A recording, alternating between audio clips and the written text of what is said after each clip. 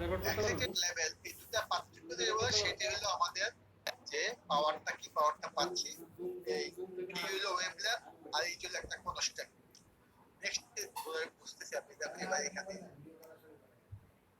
দেখো এটা হলো গ্রাউন্ড স্টেজে আছে। গ্রাউন্ড স্টেটে যে অ্যাটমগুলি একদম গ্রাউন্ড স্টেট, এখানে কোনো এনার্জি নাই।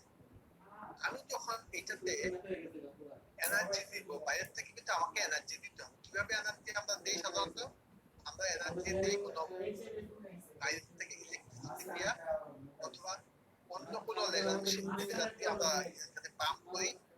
পাওয়ার এনার্জি পাম্প করতে হবে, এটা কিন্তু এনার্জি পাম্প না করলে হবে না।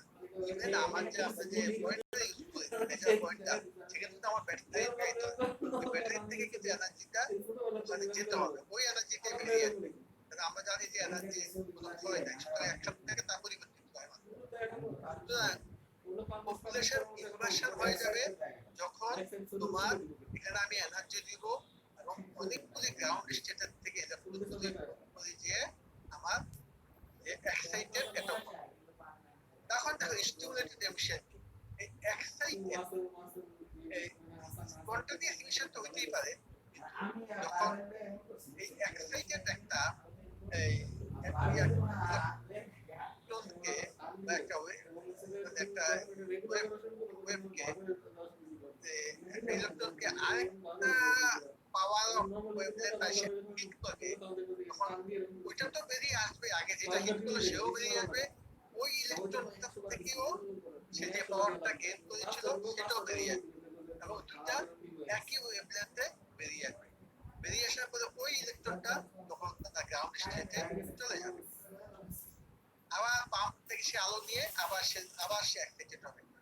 এইভাবে কি হবে? এই যে লেজার টিউবটা, এই যে লেজার টিউবটা, এটা হলো লেজার মেইন জিনিস। লেজার টিউব থাকে এইখানে, তোমার একদিক দিয়ে তোমার এই এই ইলেকট্রিসিটি ঢুকে বা পাওয়ার ঢুকে, আর একদিকে মিরর থাকে। দেখো এই মিররটা একদম ফুলি রিফ্লেক্টিভ মিরর, আর এদিকে থাকে পার্শিয়ালি। এই এই আলোটা এই দুটার মাঝে মুভ করতে থাকে ক্যাভিটির ভিতরে।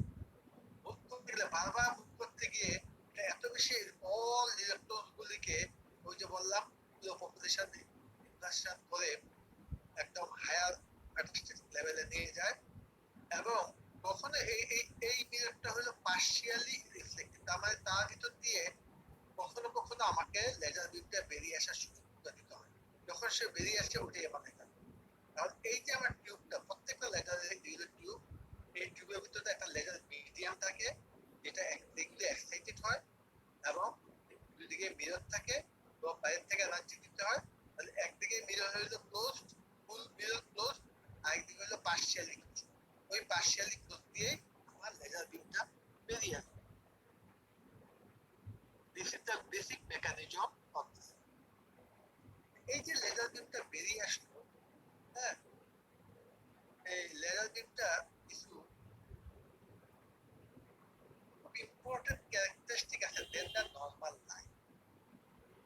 এটা মনোক্রোমাসিটি। নরমাল লাইটে বললাম যে আমি একটু আগে সাদা লাইটকে তুমি যদি পাস করো তোরা পিজন 7টা রং নিয়ে পারি আমি, কিন্তু লেজারটা একটা ওয়েভলেন্থ, সিঙ্গেল ওয়েভলেন্থ, মোরলেস। তোমার যদি যদি আমি এখানে যে 532 ওয়েভলেন্থে আমি লেজার দিতে পারি, হ্যাঁ 530 হতে পারে বা 530 হতে পারে বা 534 হতে পারে, হ্যাঁ, কিন্তু 532টা হলো আমার সিঙ্গেল ওয়েভলেন্থ।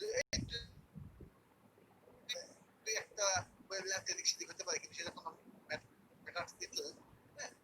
কিন্তু আমার এই জন্য এটা আমরা বলি মনোক্রোমাসিটি। তাহলে এটা আমার একটা ইম্পর্টেন্ট পয়েন্ট।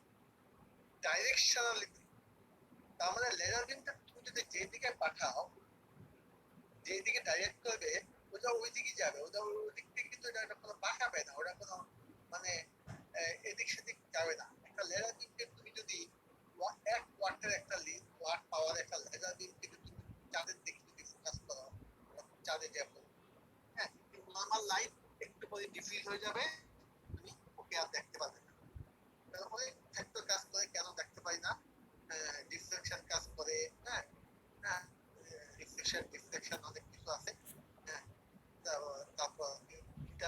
আছে, হ্যাঁ, ওর জন্য কাজ করে না। কোহেরেন্স, কোহেরেন্স যেটা হইলো যে এই যে যে লিঙ্কটা যাচ্ছে, এটা হলো যে একেবারে কোহেরেন্ট, মানে একেবারে কোহেরেন্ট মানে কি, যত একটা বলা যায় যে সমভাবে চলবে, সে সমভাবে চলবে, সে এদিক সেদিক যাবে না, সে তার সাইড থেকে সে কিছু সরে যাবে না। হলো কোহেরেন্স। কোলিমেটিং, এই লেজার বিমটা আমরা কোলিমেট করতে আমরা খুব ন্যারোয়েস্ট বিমে নিয়ে আসতে পারি। কোনো লেজার বিম আছে আমরা এই যে মাইক্রো সাইজ 5 মাইক্রন বা 10 মাইক্রন বা আরো কমে আমরা লেজার বিমকে ফোকাস করতে পারবো, যেটা আমরা নর্মাল লাইটকে পারবো না। আর ব্রাইটনেসটা এখানে হলো যে লেজার বিমটাকে আমরা চাইলেই আমাদের পছন্দ ভাবে পাওয়ার বাড়াতে পারবো, ইচ্ছা আমরা এটাকে বিভিন্ন মেকানিজমে আমরা পাওয়ার বাড়াতে পারবো, সেটা হলো ব্রাইটনেস প্লেস। এই কতগুলো 5টা পয়েন্ট তোমাদের মনে রাখতে হবে যে লেজারের ক্যারেক্টারিস্টিক। তাহলে আমি একটা যেটা বললাম, লেজারের একটা লেজার গেইন মিডিয়াম, মিডিয়াম থেকে যেটা এক্সাইট হয়, যেটি আসলে যে জিনিসটা এক্সাইটেড হয়, হ্যাঁ, এই গেইন মিডিয়ামটা সলিড হইতে পারে, লিকুইড হইতে পারে বা গ্যাস জাতীয়, যেটা আমি তোমাদেরকে একটা দেখালাম পিরিয়ডিক টেবিলে, সলিড লিকুইড গ্যাস হইতে পারে। সেকেন্ড কি, কেভিটি হ্যাজ 2 or more মিরর, এটা মিররের মেইন, ধরো আরো বেশি মিরর থাকতে পারে বিভিন্ন ভাবে। এনার্জি সোর্স, এটা পাম্প এনার্জি, তোমাকে ভিতরে পাম্প করতে হবে, এনার্জি করতে হবে। তারপর হলো লেজার ডেলিভারি সিস্টেম, এই লেজারটা বিভিন্ন ভাবে ডেলিভারি সিস্টেম করতে হবে। তারপর প্রত্যেকটা লেজার মেশিনে কুলিং সিস্টেম থাকে। আগেকালে আমরা যে সব লেজারগুলো আর্গন লেজার ইউজ করতাম, একদম বিরাট পানির পাইপ দিয়া আসতো, পানিতে এটা কুলিং হয়ে আবার বাড়িয়ে যেত। কিন্তু বর্তমান লেজারগুলিতে ওই পানির সিস্টেম নাই, জাস্ট ফ্যান থাকে, ওই ফ্যানে আজকালকার লেজারগুলি কত হেভি কুলিং সিস্টেম প্রয়োজন হয় না। এই যে লেজার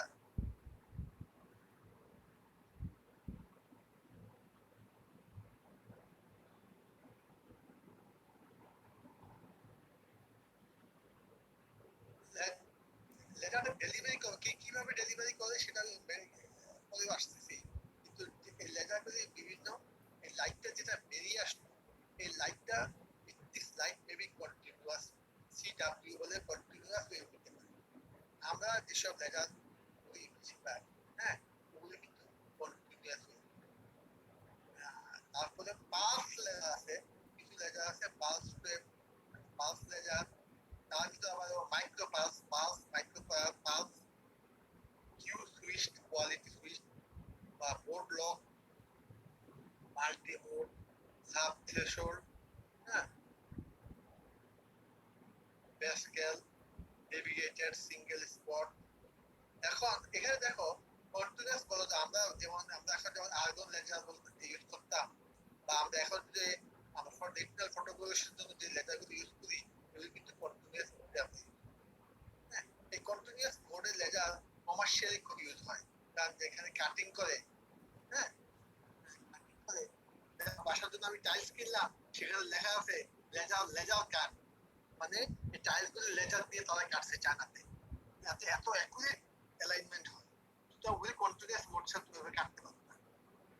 পালস মোড আমাদের যেমন আমরা ইয়ার লেজার যেটা ইউজ করি, এনডি ইয়াক লেজার যেগুলি বা ডায়োড লেজার যেগুলি, সেগুলি পালস মোড ইউজ হয়। এটাতে আবার কন্টিনিউয়াস মোডও আছে, আমরা পালস মোডও দিই। এর ভিতরে মাইক্রো পালস আছে, যদি আরো ছোট, এখানে ডিটেলস বলা নাই। কিউ সুইচ লেজার যদি তুমি ইউজ দেখো, চিন্তা করো, কিউ সুইচ লেজার গুলি হলো তোমার এই আমাদের যে ইয়ার লেজার গুলি আমরা ইউজ করি, এই তোমার অ্যান্টি ইয়ার লেজার, এগুলি কিউ সুইচ বোর্ডে কাজ করে। আর মোড লক যেটা আছে, এটা আবার আরেক ভাবে কাজ করে, সেটা হলো তোমার যেমন ফেমটোসেকেন্ড লেজার গুলি কাজ করে। সাব থ্রেশহোল্ড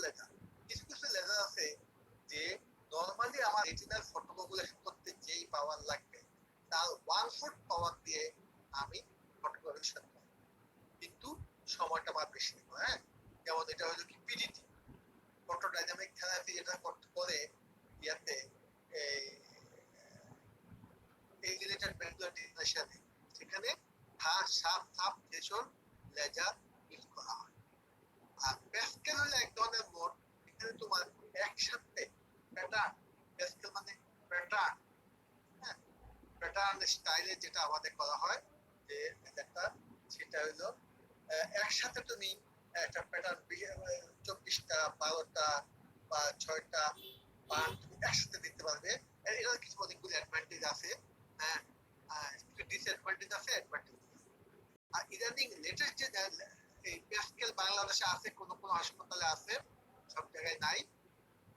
সাব থ্রেশহোল্ড কোথাও কোথাও আছে। বোর্ড lock, Q switch, pulse, continuous, এগুলো সব বাংলাদেশে আছে। নেভিগেটেড সিঙ্গেল স্পট লেজার এখন আমাদের দেশে নাই। এটাও ইন্টারেস্টিং যে এটা তোমাকে, এই লেজারটা তোমাকে স্ক্যান করবে এবং সে এক একটা দেখে দেখে সে লেজার বিম দিবে। যেমন তোমার যদি ইয়ে হয় এই এই তোমার এই মাইক্রোনিউটন দেখে দেখে সে ওখানে সে লেজার দিবে। নেভিগেটেড সিঙ্গেল স্পট লেজার, এটা লেটেস্ট একদম। তারপরে যদি আমরা দেখি লেন্স তুমি দিবা, কিন্তু কিছুতে এত রকমের লেজার আছে বললাম, হ্যাঁ, টিস্যুতে যে এটা কিভাবে কাজ করে, আমার বডিতে কিভাবে কাজ করে। আমরা একটি বললাম যে প্রথম বললাম ফটো কোয়াগুলেশন, আমার এই যে এনার্জিটা যাবে, সেই এনার্জিটা আমার যে টিস্যুতে যাবে, সেই টিস্যু প্রোটিন এবং অন্যান্য যে জিনিসগুলো আছে এগুলো দিচ্ছে নেচার সে কোয়াগুলেট করে ফেলবে, কোয়াগুলেট করে ফেলবে, বার্ন করবে, বার্ন করলে যেরকম কোয়াগুলেট করে যায় সেরকম কোয়াগুলেট করে ফেলবে, একটা মেকানিজম। এখানে যে ওই যে অন দ্য স্পট যে টেম্পারেচার 100 ডিগ্রি বেশি খুব একটা হয় না, 100 ডিগ্রি বেশি থাকে, তাতেই কোয়াগুলেশন হয়ে যায়। তারপর হলো ফটো ভ্যাপোরাইজেশন, ভ্যাপোরাইজেশন বাষ্প হয়ে উড়ে যায়। এখানে টেম্পারেচারটা মোর দেন 100 ডিগ্রিতে আমরা জানি বয়লিং পয়েন্ট, এখানে টেম্পারেচার 200-300 ডিগ্রি পর্যন্ত উঠে সেন্টিগ্রেড, যার ফলে usually carbon die oxide laser যেটা ইউজ করে সেখানে ফটো ভ্যাপোরাইজেশন হয়, যার ফলে টিস্যুটা একেবারে ভিতরে যে পানিটা আছে এবং লিকুইড যেটা আছে সেটা ভ্যাপোর হয়ে যায়, ওই সেলগুলি সহ সব কিছু ভ্যাপোরাইজেশন চলে যায়। এটা usually carbon die oxide laser, যার আমরা লেজার থেকে প্রিসিশন দেওয়া যায়, লেজার মেশিন দিয়ে ওখানে এটা খুব ভালো। তারপর এটা হলো তোমার ফটো ডিসরাপশন, ফটো ডিসরাপশন বা ফটো আয়োনাইজেশন। এটা আমি একটু পরে বেশি ইলাবোরেটলি বলবো এটা। তারপর হলো ফটো অ্যাবলেশন, ফটো অ্যাবলেশন হলো এই আগেরটা ফটো ডিসরাপশন হলো ইয়াক লেজার আমরা, আর ফটো অ্যাবলেশন যেটা করে এটা যেমন এক্সাইমার লেজারে, এক্সাইমার লেজারে ফটো অ্যাবলেশন করে। এখানে যে ইন্টারমলিকুলার যে বন্ডগুলি আছে আর টিস্যুতে সেগুলিকে এটা ব্রেক আপ করে ফেলে, যার ফলে ওই টিস্যুটাই তোমার ওখান থেকে পুড়ে যায়। এটা কিন্তু ফটো ভ্যাপোরাইজেশন করে না, ওটা সেগমেন্ট সেগমেন্ট করে ফেলে, যার ফলে এটা অ্যাবলেশন হয়ে চলে যায়। তারপর আছে photo radiation, photo chemical activation, যেমন আমি বললাম পিডিটিতে, পিডিটিতে আমাদের আগে একটা ডাই আমরা আগে ইনজেকশন দিতে হয়, এটা রেটিনাল কলোইডাল টিস্যু থেকে এটা ডাইটা অ্যাটাচড হয়ে যায়, তখন আমাকে যে লেজারটা দিব ওই ডাইটাকে আমি অ্যাক্টিভেট করব। ওই অ্যাক্টিভেট করার ফলে তখন ওটার থেকে ফ্রি রেডিকেল বেরিয়ে আসবে, বেরিয়ে এসে পরে আমার এই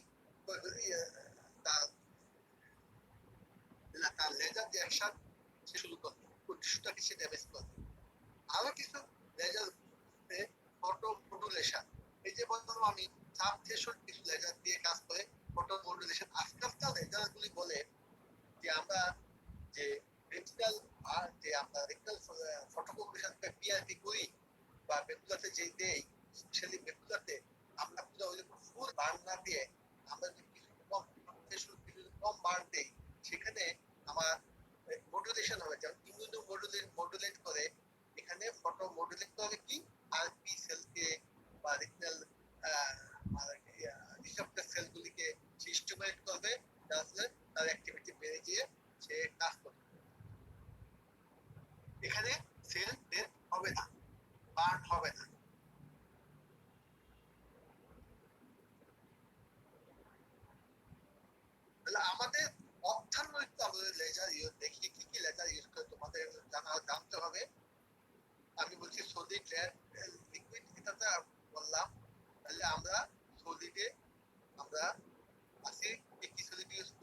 Diode is a solid laser, XML laser solid laser, femtosecond laser solid laser, ND-YAG laser solid laser, এখানে আরো আছে কেটিপি লেজার, এগুলো কিন্তু হলমিয়া, মিথিয়াম, অ্যালুমিনিয়াম, গার্নেট লেজার, এই হ্যাঁ ইরবিয়াম, ইয়াগ লেজার, বিভিন্ন টাইপের আছে, বিভিন্ন কাজে ব্যবহার করা। যেমন কেটিপি লেজার কিন্তু ইয়াতে যেমন ব্যবহার করে, তোমার এই যে ডিসিআর করার সময় লেজার ডিসিআর এ কেটিপি লেজার দেওয়া ইউজ করা হয়। তারপর নামটা আমরা প্যাসকেল বললাম যে প্র্যাকটিক্যাল স্কেল লেজার আর available, sub threshold diode, micropulse laser, navigator laser নাম আছে নেবিলাস বললাম। এখন কি কি ওয়েভলেন্থ আছে বিভিন্ন, যেমন 200 ওয়েভলেন্থ আমরা যদি আছে, যেমন এক্সাম্পল লেজার গুলিতে এত কম ওয়েভলেন্থ ইউজ করি। 532 লেজার যে ইউজ করি আমরা, সেগুলো নিল double CSPLC, YAG laser, digital photo resolution task যেটা ইউজ করা হয়। 810 লেজার ইউজ করা সাধারণত ডায়োড লেজার দিয়ে পাওয়া যায় 810। 1064 যেটা, সেটা হলো আমাদের ইউজ করা হয় ND-YAG এর জন্য। আর ফেমটোসেকেন্ডের জন্য 1053 ন্যানোমিটার ওয়েভলেন্থ ইউজ করা হয়। বিভিন্ন ওয়েভলেন্থ বিভিন্ন লেজারের জন্য বিভিন্ন ওয়েভলেন্থ, কিন্তু তো তোমার যখন যে লেজার ইউজ করবা, কেন এটা ওয়েভলেন্থ জানার দরকার আছে। তুমি যদি ND-YAG লেজার, ND-YAG লেজার বললাম আমি কি 1064 ন্যানোমিটার, তখন এটা কিভাবে কাজ করবে, এটা তখন ফটো ডিটেকশন করবে। আবার এটাই যখন ডাবল সিকোয়েন্সি হবে, ডাবল সিকোয়েন্সি হইলে এটা 1064 এর জায়গায় এটা হয়ে যাবে 532 ন্যানোমিটার ওয়েভলেন্থ। তখন কিন্তু এটা এই ফটো ডিটেকশন করবে না, তখন এটা করবে ফটো কোরিলেশন। আর যদি এটা কোয়াড্রাপল ফ্রিকোয়েন্সি হয়, মানে এরও 532 অর্ধেক হয়ে যায়, মানে 300 নিচে চলে আসে, 275 মধ্যে চলে আসে, তখন এটা কাজ করবে কি হিসেবে, এক্সাইমার লেজার হিসেবে, ফটো অ্যাবলেশন হিসেবে। দেখো একই লেজার নামে তুমি তিন ভাবে কাজ করবে। তো আবার অনেক লেজার আবার আছে যে বিভিন্ন ওয়েভলেন্থ আছে, কখন এক এক ওয়েভলেন্থ এক এক কাজের জন্য তোমাকে ব্যবহার করতে হবে।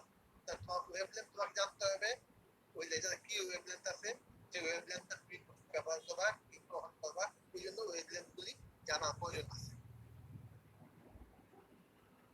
তারপর লেজার আমরা কিভাবে ডেলিভারি, আমরা কমনলি যেটা দেখি যে আমরা স্লিট ল্যাম্পে বসিয়ে রোগীদের laser, slit lamp delivery system.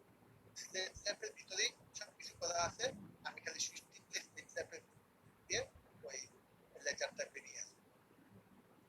Indirect অপথ্যালমোস করবো আমরা লেজারে অনেক ইউজ হয়, স্পেশালি যেমন আমরা আরএফটি কেসগুলি আমরা ইনডাইরেক্ট অপথ্যালমোস করতে লেজার করি।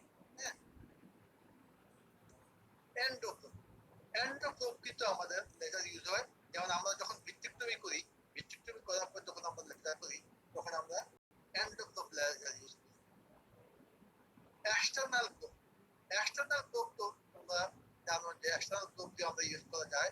যেমন আমরা যদি সিলিয়ারি বডিকে ট্রিট করতে চাই, হ্যাঁ, ডকুমাতে, সেখানে এক্সটার্নাল প্রোব লেজার ইউজ করা হয়।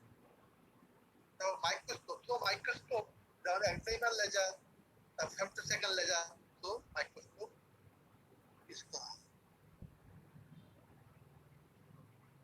এবার আমরা আসি যে আমাদের বেশি প্রয়োজনীয় যেটা photo correlation. Photo correlation machine হলো আর্গন গ্রিন লেজার। আগে আমরা ইউজ করতাম গ্যাস লেজার, এখন আজকাল ইউজ নাই বললেই চলে, অনেক বড় মেশিন, এবং এই আর্গন গ্যাস খুব বারবার রিপ্লেস করতে হয়, এবং কুলিং সিস্টেম অনেক জটিল, যার জন্য আজকাল এগুলি ব্যবহার কমে গেছে। যার জন্য আজকাল সিকুয়েন্সি ডাবল ND-YAG লেজার 532 ন্যানোমিটার ওয়েভলেন্থের এই লেজার মেশিনই আজকাল বেশি আপনার সব জায়গায় ইউজ করা হয়। ক্রিপ্টন রেড কোনো ক্ষেত্রে ক্রিপ্টনের কেউ ইউজ করে, হ্যাঁ, আর ডায়োড লেজারও আমরা ইউজ করি। ডায়োড লেজারে, এবং এই ডায়োড লেজারে কিছু অ্যাডভান্টেজ আছে, কিছু ডিসঅ্যাডভান্টেজ আছে। ডায়োড লেজারে খুবই ছোট হয়, মেশিন পোর্টেবল হয়, কিন্তু পেনেট্রেশন ভালো এটাতে, কিন্তু থেকে 810 মিলিমিটার হয়, তার যে বেশি হইলেই এটা বেশি বার্ন করে, হ্যাঁ, বা বেশি করে ফেলে। কিন্তু ডাবল ফ্রিকোয়েন্সি যে এটা এইটাতে ওই রকম করবে না, এটা সেফটি মার্জিনটা অনেক বড়। তুমি যদি একটু পাওয়ার এদিক সেদিক বেশিও করো কম করো, তাতে খুব বেশি সিগন্যাল বার্ন হবে না। প্যাসকেল সাব থ্রেশহোল্ড বললাম, নেভিগেটেড লেজার তো বলছি। আমরা ফটোকোগুলেশন কোথায় কোথায় ইউজ করি? হ্যাঁ, ফটোকোগুলেশনটা রেটিনার জন্য করি, সিলিয়ারি বডিতে করি, মেকুলার মশালকে করি, ফরওয়ার্ডে করি, সুচার লাইসিসে করি। এইগুলি ক্ষেত্রে আমরা রেটিনাল এই ফটোকোগুলেশন বেশি ইউজ করি। রেটিনাতে আমরা তিনটা জিনিস আছে আমাদের, যেটা এই লেজার টিস্যু মানে লেজারটাকে আমার অ্যাবজর্ব করে। একটা প্রথমেই আমার মেলানিন। মেলানিন কোথায় পাই আমরা? রেটিনাল পিগমেন্ট ইপিথেলিয়ামে এবং ফরওয়ার্ডে পাবো আমরা মেলানিন। সেখানে আমরা এই লেজারটা অ্যাবজর্ব করি। মেকুলার জ্যান্থোফিল, এই যে মেকুলার জ্যান্থোফিলে আমরা যদি ডাবল ফ্রিকোয়েন্সি যদি লেজার আমরা ওই ওয়েভলেন্থ যদি ইউজ করি, মেকুলার জ্যান্থোফিলে কিন্তু এটা অ্যাবজর্ব করে।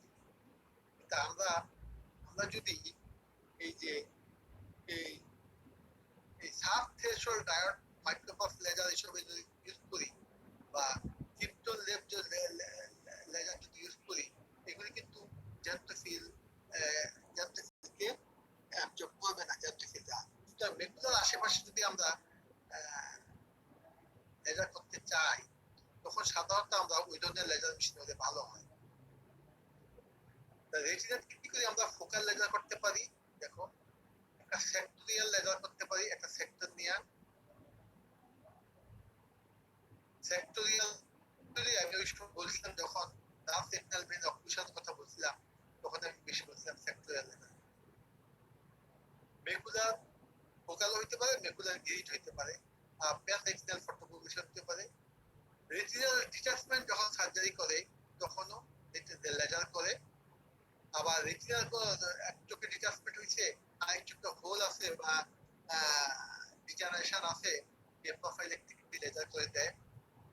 আরএমপির কথা বললাম, আরএমপিতে লেজার করা হয় তোমরা জানো। সিএসআরও ইন্ডিকেশন আছে লেজার করার। রেটিনাল টিউমারে লেজার করা হয়, এজ রিলেটেড মেকুলার ডিজেনারেশনে লেজার করা হয়। রেটিনাল এতগুলি কন্ডিশনে লেজার করা হয়। স্যার স্যার আগের স্লাইডে laser tissue absorption by retina এটা একটু বলবেন? কোনটা? আগের স্লাইডে, হ্যাঁ, laser tissue absorption in the retina. আচ্ছা, আমি ওটা পরে পরবর্তীতে আমি আবার আসতেছি তো, ওটা বলে তুমি এটা নোটটা লিখো। হ্যাঁ, আমি সামনে আরো বলবো এগুলি। হ্যাঁ, এই যে আমরা একটা দেখো, তোমার এটা হলো আমাদের একদম কমন লেজার মেশিন, একদম টিপিক্যাল। বাংলাদেশে এটা টিপিক্যালি লেজার মেশিনগুলি পাওয়া যায়। এইটা হলো লেজার মেশিনটা, যেখানে লেজারটা তৈরি হবে। এখান থেকে পাইপ দিয়ে লেজার যাবে এটাতে, এবং তুমি স্টেপে দেখবে রুগীটা এখানে বসবে। হ্যাঁ, রুগী তখন তুমি ফুটপ্রিন্ট আছে, এখানে তুমি প্যারামিটার গুলি অ্যাডজাস্ট করবে। তার কি আর প্যারামিটার গুলি আমি পরে বলছি, তার প্যারামিটার গুলি এটাতে অ্যাডজাস্ট করে দিবে। তার পায়ে ফুটপ্রিন্ট থাকবে, সেই ফুটপ্রিন্ট তুমি যদি একবার টিপো, একটা বার্ন থাকবে। একটা বার্ন তুমি 100 মিলি সেকেন্ড দাও, 100 মিলি সেকেন্ড ধরে ওই বার্নটা কন্টিনিউ যেতে থাকবে। এই জন্য এটা কন্টিনিউ আছে কিন্তু। হ্যাঁ, আর যেগুলোতে পালস, এটা ওটা হয়তো এই 100 মিলি সেকেন্ড দিলা টাইমিং, 100 মিলি সেকেন্ডে 100 পালস যাবে। তার মানে ওখানে যে তোমার যে 100 পালসে কিছু অন থাকবে, কিছু অফ থাকবে, অন অফ অন অফ। সুতরাং লেজার যখন অন থাকবে ওই সময় বার্নটা চলবে, আবার অফ টাইমে গিয়ে সে কুলিং হবে রেটিনাটা, আবার অন টাইমে গিয়ে বার্নটা হবে। তারপরে একই সময়ের ভিতরে কন্টিনিউয়াস, এগুলিতে কন্টিনিউয়াস হলে কন্টিনিউয়াস 100 মিলি সেকেন্ড যাবে, আর যেগুলি পালস করে কাজ করবে সেগুলি ওই পালস হিসাবে যাবে। আর মাইক্রো পালস হলে আরো অল্প সময় যাবে। আর এইগুলি তোমার ডায়োড লেজার এই পোর্টেবল এগুলি, হ্যাঁ, কিন্তু লিথিয়ামতে এত বড় লেজার মেশিন দিয়ে পোর্টেবল করতে হবে। এটা যদি তুমি ইনডাইরেক্ট লেজার করার জন্য আমরা ইনডাইরেক্ট লেজার ইউজ করি, এই দেখো আমরা আরো কিন্তু ইনডাইরেক্ট দিয়ে লেজার করা হয়।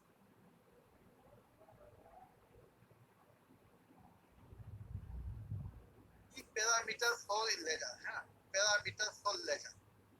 প্যারামিটার গুলি কি কি আমরা ঠিক করতে হবে? আমাকে স্পট সাইজ, আমি এখন একটা পিআরপি করব, প্যারামিটার ফটোগ্রাফি, আমি সেক্ষেত্রে স্পট সাইজ কত দিব, তাই না? আমরা ইউজুয়ালি পিআরপিতে আমরা রেগুলার এরিয়াতে 500 মাইক্রন স্পট সাইজ চলে যায়। আর যত রেগুলার কাছে আসবো আমি তত স্পট সাইজ কমিয়ে নিয়ে আসবো। ইউজুয়ালি ফোবিয়াল এভাসকুলার জোনের বাইরে আমি যখন কাছাকাছি চলে আসি তখন আমরা স্পট সাইজ 50 to 100 মাইক্রনে চলে আসি। তোমাকে স্পট সাইজ কমাইতে হবে। পাওয়ার সেটিং, পাওয়ার সেটিং হলো যে তুমি যে কত এই যে যেই যেই যেই ওয়েবটা তুমি যে লেজার বারটা দিলে কতটুকু পাওয়ার নিয়ে যাবে সেটা কত মিলি ওয়াট, এটা আমরা ইউজ করি 150 200 থেকে 300 400 মিলি ওয়াট মেশিনের অবস্থার উপর নির্ভর করে। যত আমরা রেগুলার কাছে আসবো তত পাওয়ার সেটিং আমাকে কমিয়ে নিয়ে আসবো, তখন আমি 100 মিলি ওয়াট বা 50 মিলি ওয়াটে নিয়ে আসবো।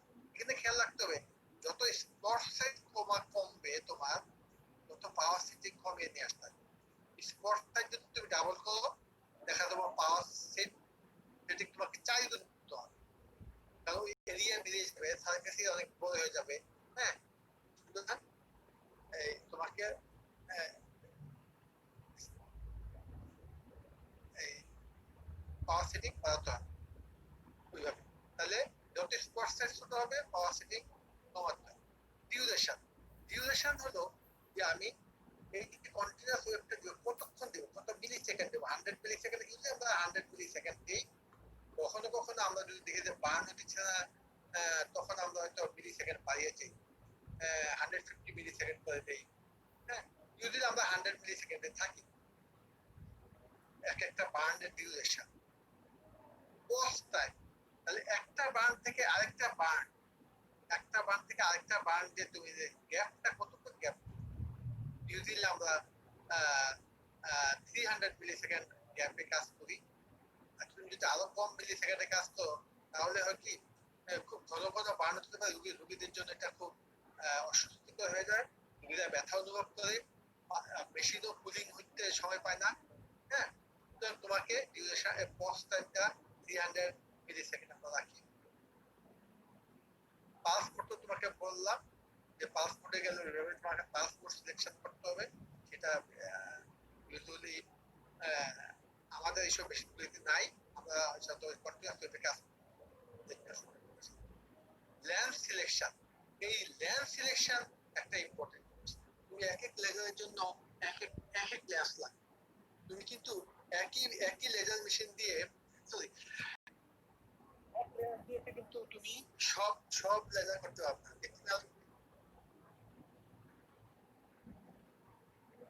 ডিজিটাল ফটোগ্রাফি করতে হলে তোমাকে পিআরপি করতে একলা 2 ধরনের লেজার লাগে, রেগুলারতে লেজার লাগে ভিন্ন, তুমি যদি ফিচার লাইসেন্স করতে ভিন্ন লেজার লাগে, তুমি ভিজুয়ালাইজ করতে গেলে ভিন্ন লেজার লাগবে, তুমি পোস্ট ক্যাপচার তৈরি করতে গেলে ভিন্ন লেজার লাগবে, আইডি তৈরি করতে গেলে ভিন্ন লেন্স লাগবে। সুতরাং তোমার লেন্স সিলেকশন একটা খুব ইম্পর্টেন্ট, জানতে হবে তোমার লেন্স। লেন্স সম্বন্ধে জানা আরেকটা কারণ আছে, কোন লেন্সটা কতটুকু ইমেজ ম্যাগনিফাই করবে এবং রেটিনাতে যে এই স্পটটা তোমার লেন্স স্পটটা কতটা বড় এবং এই লেন্স দিয়ে তুমি কতটুকু রেটিনা দেখতে পাবে। আমরা যদি দেখো ফোকাল বা সেন্ট্রাল ম্যাকুলার এরিয়া যদি আমরা করি, আমরা পিআরপি করার সময় সেন্ট্রাল এরিয়া যখন করি অথবা ম্যাকুলার ফোকাল বা গ্লিট লেজার যদি করি তখন আমরা ইউজুয়ালি গোল্ডেন থিওরি ইউজ করি, আমরা মিনিস্টার স্ট্যান্ডার্ড ইউজ করি।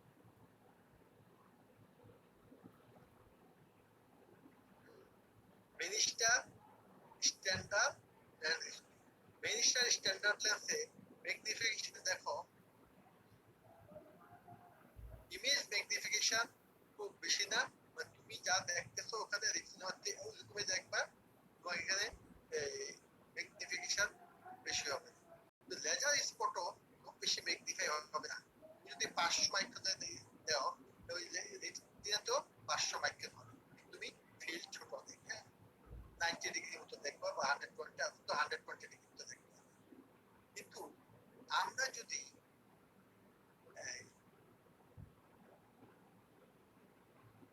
রেটিনার পেরিফেরিতে লেজার করতে যাই, যখন পিআরপির পেরিফেরিতে করব, তখন মেনিস্টার হোয়াইট ফিল্ড অথবা মেনিস্টার পিআরপি লেন্স ইউজ করব। সেই ক্ষেত্রে দেখো, তুমি যখন সেই লেন্স বসাইবা তখন তোমার রেটিনাটা খুব ছোট দেখা যাবে। হ্যাঁ, ব্লাড ভেসেলটা বলে একটু আগে ওই স্ট্যান্ডার্ড তুমি দেখলা যে কি রেটিনা কি সুন্দর দেখা যাচ্ছে পরিষ্কার, ওখানে রেটিনা ক্লিয়ার দেখা যাচ্ছে না, ওখানে রেটিনা ছোট দেখা যাবে, মিনিমাইজ হয়ে যাবে, ইমেজ ম্যাগনিফিকেশন কমে যাবে। এবং এই ইমেজ ম্যাগনিফিকেশন কমে যাওয়ার ফলে তোমার লেজার স্পট ম্যাগনিফিকেশন অনেক বেড়ে যাবে। তুমি যদি 500 মাইক্রো লেজার স্পট দাও রেটিনাতে, এটা হয়ে যাবে সেটা প্রায় ডাবল দেবে, 1000 মাইক্রো স্পট সাইজ হয়ে যাবে। সুতরাং সেই ক্ষেত্রে তোমাকে দেখা যায় যে যখনই আমরা পেরিফেরি করতে যাই মেনিস্টার টিএফকে দিয়ে বা হোয়াইট ফিল্ড দিয়ে, তখন আমাকে ম্যাগনিফিকেশন অনেক বাড়াতে পাওয়ার অনেক বাড়াতে হয়, পাওয়ার সেটিং বাড়াতে হয় পিআরপি করার সময়। এবং 165 থেকে প্রায় 180 ডিগ্রি ইকুয়েটার পর্যন্ত আমরা লেজার করতে পারি। তো এই লেন্স সিলেকশন একটা ইম্পর্টেন্ট। আমরা কমনলি ইউজ কিন্তু লেন্স হলো Mainster standard for central laser আর Mainster PRP 165 for Mainster wide field for peripheral laser. একটু মনে রাখতে হবে। আর ভকের বেলায় তুমি দেখো, ভক ওইরকম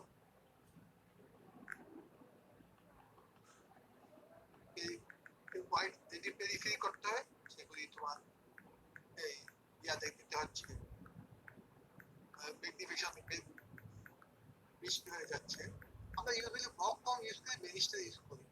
ভক হলে এরকম ভক সেন্ট্রাল এবং ভক পেরিফেরাল লেন্স আছে। হ্যাঁ, ভক পেরিফেরাল লেন্স তুমি দেখাইলাম এই যেখানে যাদের পাও ভক সুপার 160 অথবা পটেস্পেরিক মিনিমাইজড হবে, পেরিফেরি তুমি করতে পারবা, ম্যাগনিফাই কিন্তু অনেক বেশি হবে। আর ভক এরিয়া সেন্ট্রালিস্ট দিয়ে তুমি ওই মিনিস্টার স্ট্যান্ডার্ডের মতো ভক এরিয়া সেন্ট্রালিস্ট দিয়ে তুমি সেন্ট্রাল পার্টটা করতে পারো। যদি ভক ইউজ করো ভক, মিনিস্টার ইউজ করো মিনিস্টার, বা ওকুলাসের কিছু লেন্স আছে, তোমার শুধু তোমার জানতে হবে প্রত্যেকটা লেন্সে লেখা আছে যে তুমি কোন জায়গায় কাজ করবে এবং কত ডিগ্রি, তুমি দেখবা ম্যাগনিফিকেশন কি সব লেখা থাকে, ওইভাবে তুমি লেন্স ইউজ করবা। এটা খুব ইম্পর্টেন্ট একটা লেন্স সিলেকশন।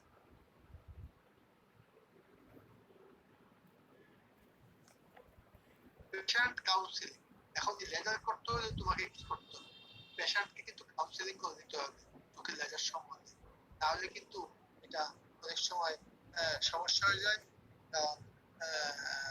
তুমি লেজার দিলে অনেকে বলে যে তো অপারেশন করে দিছে, অনেক রোগীদের বলে আমার চোখে তো অপারেশন করলো, কিন্তু আমি তো ভালো দেখি, আসলে তুমি তো করছো লেজার, এবং লেজার একটা সাইড এফেক্ট আছে, এগুলি তোমাকে তাদেরকে বলতে হবে, তুমি ডাইরেক্ট করতে হবে।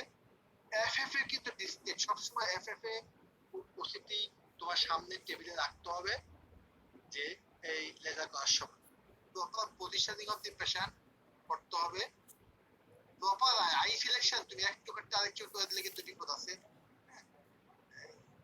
প্রপার লেন্স সিলেকশন তো মাস্ট নো ইউজ মেশিন, তোমার মেশিন সম্বন্ধে জানতে হবে। ইন্ডিকেশন ইন ডায়াবেটিক, এইবার ওই যে তোমার টিস্যু ইন্টারঅ্যাকশন বলছিলাম, এখানে ফটোকোয়াগুলেশন আসবে। হ্যাঁ, ফটোকোয়াগুলেশন করতে গেলে কি হয়, ফটোকোয়াগুলেশন আমি বলছি যে বার্ন হয়, ওই জায়গাটা যে টিস্যুগুলি আছে প্রোটিনগুলি আছে কোয়াগুলেট করে যায়, পরে বার্ন হয়ে যায়, যেটা হলো ফটোকোয়াগুলেশন। এখানে টিস্যু যে ওখানকার যে টেম্পারেচার 100 ডিগ্রির চেয়ে বেশি যায় না, এটা হলো ফটোকোয়াগুলেশন। এখানে আমরা রেটিনাতে আমরা ফটোকোয়াগুলেশন করি, রেগুলার ফোকাল অথবা গ্রিড লেজার যদি করি। এখন আমরা যখন ক্ষেত্রে যদি আমরা মেকুলোপ্যাথি থাকে, ডায়াবেটিক রেটিনোপ্যাথি যদি কারো মেকুলোপ্যাথি আবার বলছি, যদি মেকুলোপ্যাথি থাকে তাহলে আমি মেকুলার ফোকাল অথবা গ্রিজেল হলো ফার্স্ট লাইন অফ ট্রিটমেন্ট কখন চিন্তা করব মেকুলোপ্যাথির জন্য। ফার্স্ট লাইন অফ ট্রিটমেন্ট কখন চিন্তা, non centre clinically significant macular oedema. তোমরা তো ক্লিনিক্যালি সিগনিফিকেন্ট মেকুলার এডিমা সম্বন্ধে জানো, হ্যাঁ? নন সেন্টার মানে আমার সেন্টারে না, মেকুলা তো অনেক বড় এরিয়া, তো আমি একদম সেন্টারে না, সেন্টার থেকে দূরে, একদম সেন্টারে দূরে, কিন্তু এটা clinically significant macular oedema but not in the centre. সেই ক্ষেত্রে আমি ফার্স্ট লাইনে ফোকাল যদি লেজার করে দেই, আর সেন্ট্রাল যদি হয় কিন্তু বিশাল ভালো, সেন্ট্রাল আমি করতে পারি ফার্স্ট লাইন, তার বিশাল ভালো, ব্লাড সুগার কন্ট্রোল আছে, regular thickness less than 350 micron আছে।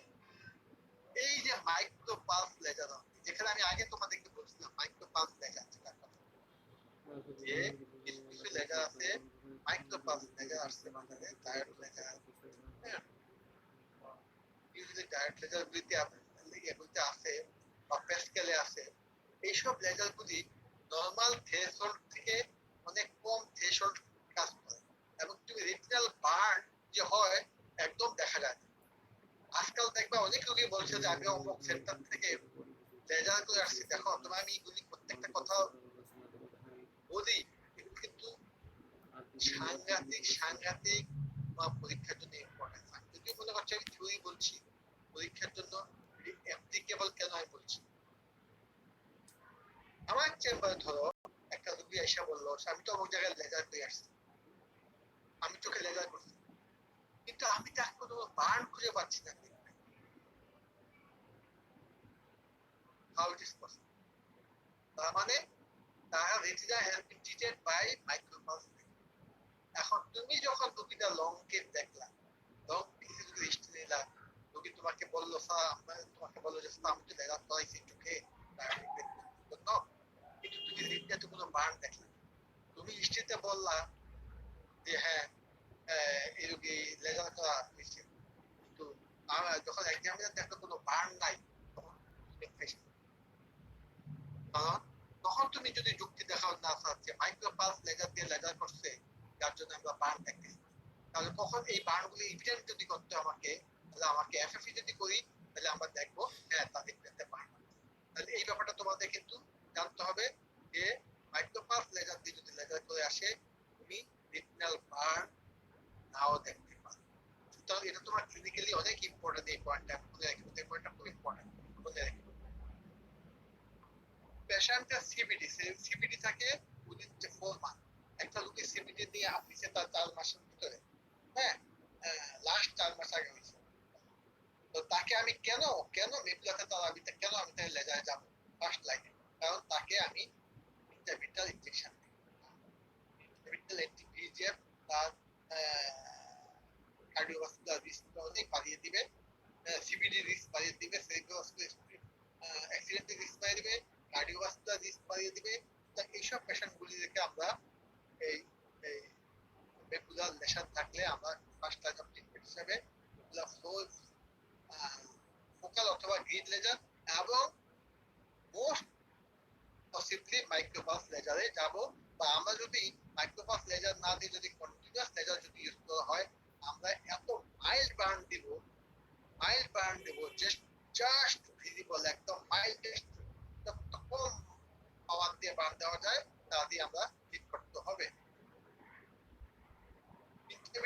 ইনজেকশন যদি কন্ট্রাইন্ডিকেটেড থাকে অথবা পেশেন্ট ইউজ করে যদি সে নিবে না, সেই ক্ষেত্রে আমরা দেখব। সেকেন্ড লাইফ কখন আমরা চিন্তা করব, সেকেন্ড লাইফ অফ মেকুলার কখন চিন্তা করব, যে আফটার 4 or 6 অ্যান্টিভিজিএফ দিলাম অথবা স্টেরয়েড 2 or 3 স্টেরয়েড ইনজেকশন দিলাম, ডায়াবেটিস মেকুলার এডিমাতে যদি রেসপন্স করতেছে, মেকুলার থিকনেস 400 মাইক্রনের নিচে আছে, 400 মাইক্রন যদি অনেক বেশি থাকে তাহলে কিন্তু লেজার বার্ন কাজ করবে। এডিমা থাকলে ওখানে লেজার বার্ন অযথাই অনেক পাওয়ার ইউজ করবে, কিন্তু বার্ন কাজ করবে না। সুতরাং একটা ফটোগ্রাফেশন কিভাবে কাজ করে এটা বুঝলাম, তাই না? Distraction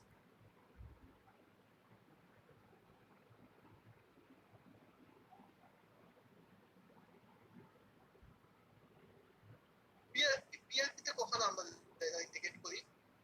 PDR without diabetes retinal oedema. আমার যদি ডায়াবেটিস রেটিনাল এডিমা থাকে না থাকে, সেই ক্ষেত্রে কিন্তু তার পিডিআর আছে, সেই ক্ষেত্রে আমি তাকে পিআরপি করে দিই, প্রোভাইডেড তার রেটিনাতে খুব বেশি এডিমা না থাকে। হ্যাঁ, যদি খুব বেশি এডিমা হেমোরেজ থাকে, সেই ক্ষেত্রে আমি অ্যান্টি-ভিএজিএফ দিয়ে আমি তারপরে যদি কমিয়ে তারপরে পিআরপি রেজাল্ট করে দিব। আর পিডিআর এর সাথে যদি ডায়াবেটিস পেপুলার এডিমা থাকে, তাহলে আমাকে অ্যান্টি-ভিএজিএফ দিয়ে করে রেজাল্ট করতে হবে। আমার যদি ভিট্রাস হেমোরেজ থাকে, তাহলে অ্যান্টি-ভিএজিএফ দিয়ে রেজাল্ট করতে হবে। আর যদি টিআরডি থাকে, প্লাস মাইনাস ভিট্রাস হেমোরেজ থাকে, তাহলে পাস না ভিট্রেক্টমি করে তাহলে আমি এন্ডোলেজার করব। আমার তো ডক্টর তারেক রেজা আলী তোমাদেরকে এই সম্বন্ধে অনেক পড়িয়েছে আগে। ভেরি সিভিয়ার এনপিডিআর, এই যে ভেরি সিভিয়ার এনপিডিআরটা আমি ভিন্ন এখানে ধরছি, কিন্তু পিডিআর নাই। আর্লি ট্রিটমেন্ট স্টাডি, ডিএস স্টাডিতে তারা কিন্তু দেখছে যে ভেরি সিভিয়ার এনপিডিআর যদি আমরা পিআরপি করে দেই, তাহলে 50% রোগী কিন্তু পিডিআর হয় না। আমরা we can consider PRP in severe NPDR কখন? যদি other eye has bad outcome without PRP, অন্য চোখে তার PRP করে নাই বা PRP করে নেট স্টেজে করছে এবং তার চোখটা খুবই খারাপ হয়ে গেছে, PRP করার ফলেও যেটি PRP করার ফলে তার চোখ থেকে বাঁচানো যাবে, নষ্ট হয়ে গেছে, সেই ক্ষেত্রে এই চোখে আমরা আর্লি আমরা তাকে PRP করে দিই। ডিফিকাল্ট টু ফলো আপ, আমাদের দেশে এটা একটা important factor, difficult to follow up. আমাদের দেশে গ্রামের থেকে অনেক দূর থেকে রোগীরা আসে, তুমি একটা অ্যান্টিভিএজিএফ দিবে, আবার তুমি তাকে বলবা 1.5 মাস পর 1 মাস পর আবার অ্যান্টিভিএজিএফ দিবে, আবার 1.5 মাস পর অ্যান্টিভিএজিএফ দিবে, এটা কষ্ট আছে, এটা তার আসা যাওয়া খরচ আছে, তার সাথে অ্যাটেন্ডেন্ট আসা খরচ আছে, তার ডায়াবেটিস কন্ট্রোলের ব্যাপার আছে, অনেকগুলি ফ্যাক্টর কাজ করে। হ্যাঁ, সুতরাং সে তারা আসতে চায় না, একবার একটা অ্যান্টিভিএজিএফ দিয়ে গেলে দেখা যাবে 6 মাসে ফলো আপ করে। এই জন্য আমি আমাদের দেশে পার্সপেক্টিভে এই ধরনের ডিফিকাল্ট টু ফলো আপ চিন্তা করে এগুলিকে আমি পিআরপি করে দিই। প্রেগনেন্ট ওম্যানকে we cannot go for anti-VEGF, you have to যারা প্রেগন্যান্সিতে কিন্তু পলিসাইটিক অ্যাক্টিভিটি খুব তাড়াতাড়ি প্রোগ্রেস করে, তা সেই ক্ষেত্রে তুমি পিআরপি করে দিবে। ক্যাটারাক্ট আছে, তুমি আমি পিআরপি করে দিব, আগে আমি রেজাল্ট করে দিব, পরে আমি ক্যাটারাক্ট সার্জারি করব যদি পসিবল হয়। আর যদি ক্যাটারাক্টের জন্য করে গিয়ে পরে আমি রেজাল্ট করব, তার কন্ট্রোল হচ্ছে না ডায়াবেটিস।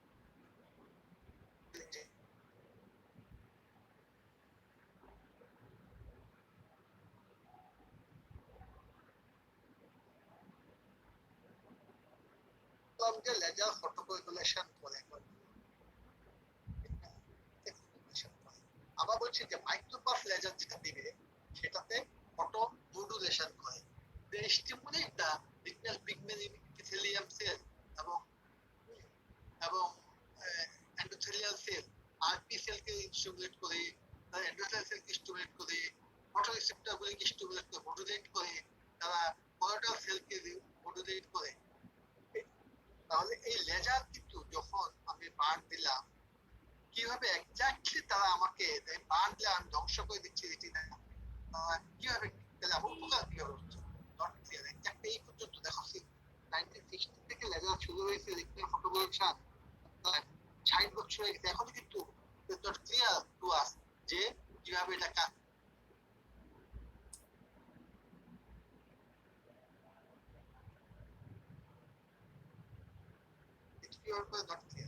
তাহলে মেটাবলিক লোড, ইসকেমিক রেটিনাগুলিকে আমরা যদি বার্ন আউট করে দেই, তাহলে রেটিনাল যেটা সার্ভাইভ যারা করে তারাই শুধুমাত্র তখন অক্সিজেন দরকার, টোটাল রেটিনার উপর একটা মেটাবলিক লোড কমে যায়। ডাইরেক্ট আমরা মাইক্রো নিউরনগুলিকে হিট করে ক্লোজ করে দিতে পারি, যার ফলে ওখান থেকে লিকেজ বন্ধ হয়ে যায়। এটা আমরা আবার একটু আগে বললাম যে স্টিমুলেশন অফ দি আরপি কে স্টিমুলেট করে, এন্ডোথেলিয়াল সেলকে প্রলিফারেশন করে। আর নতুন থিওরি বলছে যে facilitate transport between retina and choroid. দেখা যায় যে কোলয়েডের ভিতর থেকে নিউট্রিশন, অক্সিজেন এগুলি আসতে সাহায্য করে রেটিনাতে, আবার রেটিনা থেকে যে ওয়েস্ট প্রোডাক্টগুলি কোলয়েড দিতে হেল্প করে। এই বিভিন্ন ভাবে এবং বলছে যে এই রেটিনাল স্টিমুলেশন আরপি যখন হয়, এন্ডোথেলিয়াল প্রলিফারেশন হয়, তখন বিভিন্ন সাইটোকাইনস যেগুলি ডায়াবেটিক রেটিনোপ্যাথির জন্য বেরিয়ে আসে রেটিনাতে, ইনফ্লামেটরি সাইটোকাইনস, এগুলিকে তারা তখন এনগালফ করে নিয়ে এগুলিকে ডেস্ট্রয় করে। বিভিন্ন মেকানিজমে এরা কজ করতে পারে। আমি এখানে তোমাদের একটা ছবি দেখাইলাম যে দেখো এই যে এই ছবিটাতে একটা ফোকাল লেজার, দেখো ফোকাল লেজার এখানে। আর এই দিকে দেখো তুমি কিছু বার্ন দিয়েছে যে এত মাইল্ড বার্ন যে আদৌ লেজার করেছে কিনা বোঝাই যায় না। এইটা দেখো প্যাসকেলের বার্ন, এইটা আরো সুন্দর, এটা প্যাসকেলের গ্রিন আছে, এটা দেখো এটা হলো প্যাসকেলের বার্ন। এখানে সুন্দর প্যাটার্ন করা কিরকম একটা প্যাটার্ন, এরকম প্যাটার্ন, এই প্যাটার্ন এই এক লগে 32টা বার্ন এখানে দিয়ে ফেলছে। কিন্তু এখানে তো প্যাটার্ন না, এটা নরমালি আমরা যে বার্ন দিই তাই। এটা হলো প্যান, এটা হলো ফটোবুকশন। এখানে ওল্ড প্রিফারেশন হয় আর পিগমেন্ট।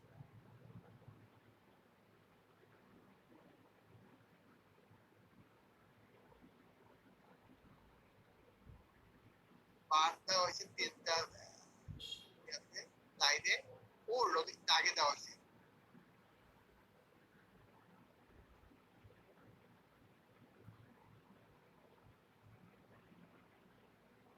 পুরানো হয়ে গেলে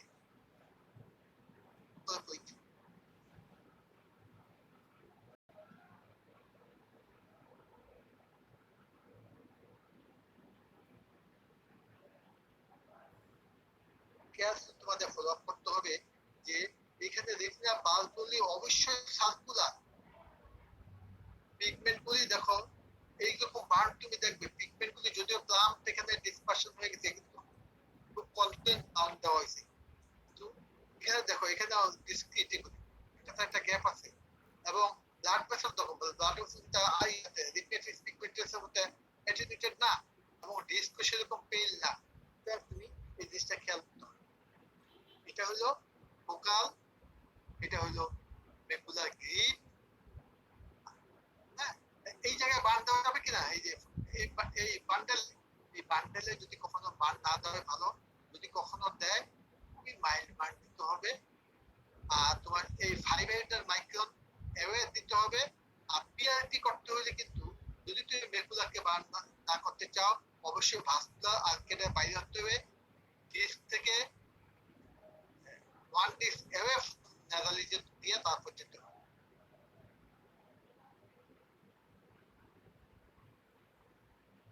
কমপ্লিকেশন অফ লেজার, এই লেজারের কমপ্লিকেশন কি? একটা হলো হেমোরেজ। আমরা যখন আগে আর্গন লেজার ইউজ করতাম তখন ফ্রিকুয়েন্টলি আমরা হেমোরেজ দেখতাম। লেজার বার্ন দিলেই ওখান থেকে হেমোরেজ হচ্ছে। আজকাল ডাবল সিএনপিএসি ইউজ যেটা ইউজ করি, একটা হেমোরেজ দেখি না আমরা। এবং ডায়োড লেজারে কিন্তু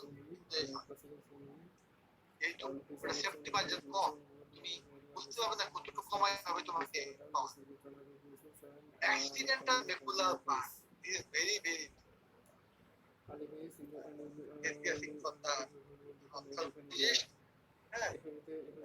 খুব নাম করা একজন ভদ্রলোক বার্ডেমের, তার চোখে আমাদের একজন প্রফেসর বার্ন দিয়ে দিয়েছিল মেকুলাতে অ্যাক্সিডেন্টালি। মানে সারা জীবন উনি at the age of 95 মারা গেছেন। উনি সারা জীবন আমাদেরকে এটা কথা শুনে জন্মকৃত লেজার পরে আমার চোখটা নষ্ট। এখন accidental burn of the macula. সুতরাং আমরা যখন লেজার করি আমরা বারবার একটু পর পরই আমরা মেকুলা এবং ডিস্ক চেক করি, মেকুলা এবং ডিস্ক চেক যে আমরা ট্রান্সফার আছে কিনা। ঠিক মেকুলাতে যখন আমি লেজার দিব, I have to be very very careful.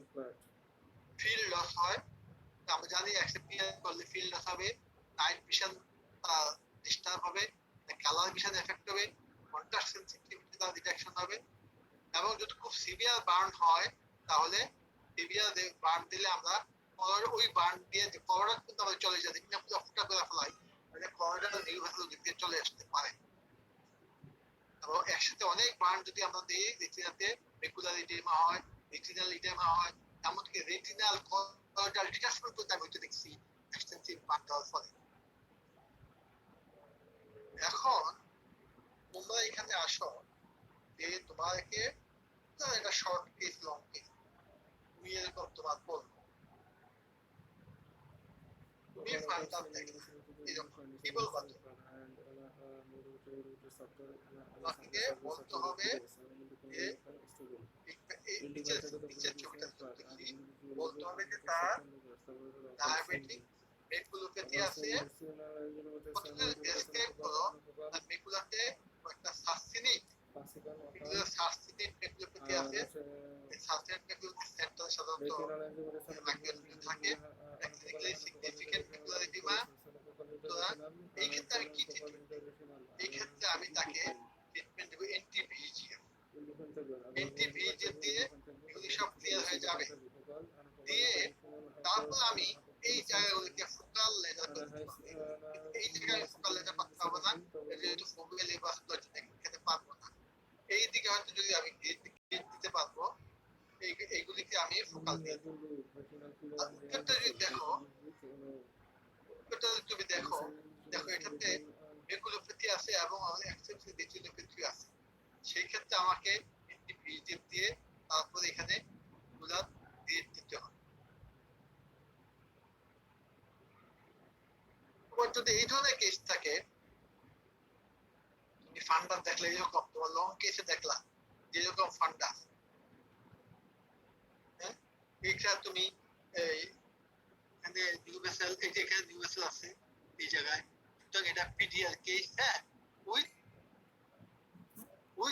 মেকুলোপ্যাথি, PDR আছে মেকুলোপ্যাথি আছে। সুতরাং এই ক্ষেত্রে তোমাকে এই এন্টিভিজিএফ দিয়ে তারপরে তোমার পিআরপি করতে হবে। আর তুমি যদি ওই যে কন্ডিশন গুলি আমি বললাম যে কখন পিআরপি করবো আগে এন্টিভিজিএফ না দিয়ে, সেই কন্ডিশন দেওয়া থাকলে তুমি তখন এক্সপেক্ট করতে পারবে। এই ধরনের কেস যদি তোমার কাছে আসে, এই ধরনের ক্ষেত্রে তুমি এন্টিভিজিএফ দিলে রিস্ক 5 টিস্যু আরো কন্ট্রাকশন, এবং তুমি লেজার করে রিস্ক 5 টিস্যু আরো কন্ট্রাকশন করে দিয়া ডিটাচমেন্ট বাড়িয়ে ফেলবে। তোমার এইসব ক্ষেত্রে তোমার ভিট্রেক্টমি করে মেমব্রেন রিট্রাকশন এগুলি রিলিজ করে তারপর তোমাকে লেজার করতে হবে। তো এই ধরনের কেস যদি পড়ে, যদি প্রথমে বলো আমি এন্টিভিজিএফ দিব, আমি লেজার দিব, তাহলে কিন্তু আমরা এটা অ্যাকসেপ্ট করবো না। তোমার এখানে যেতে হবে ভিট্রেক্টমি ফার্স্ট।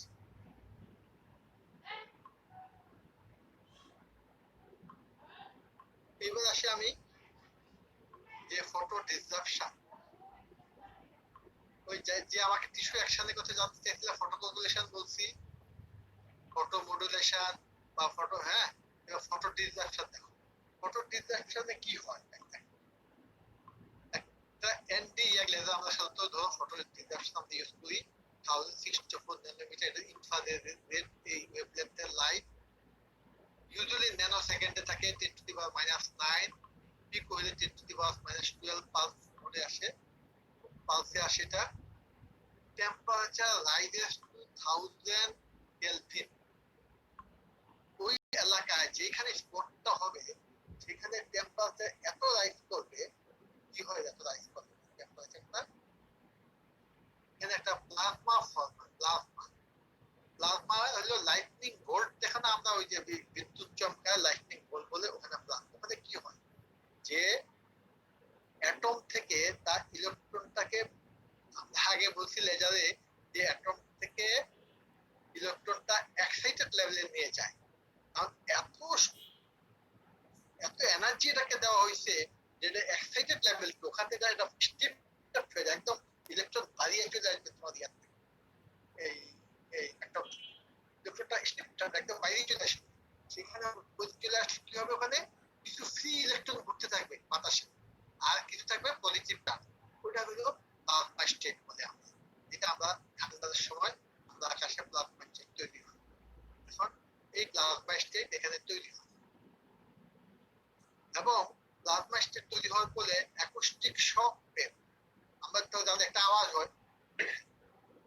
আমরা যখন নেগেটিভ এবং পজিটিভ যখন আওয়াজ মিলে তখন ঠান্ডা ক্ল্যাপ হয়, আমরা জানি আওয়াজ হয়।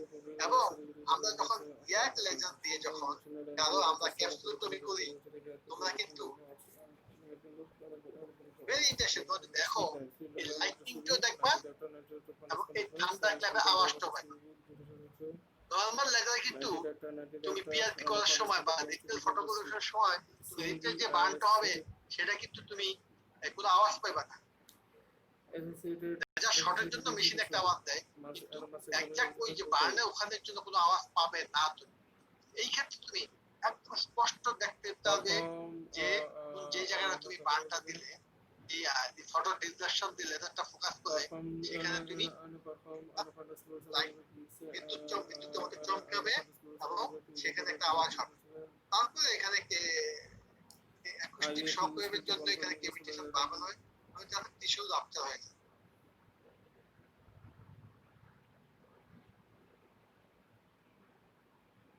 এই এই এই এই এখন বুঝেছো তো ফটো ডিসক্রিপশন কিভাবে হয়, তাই না? তাহলে টিস্যু অ্যাকশন আমি দুইটা তিনটা বুঝা দিলাম।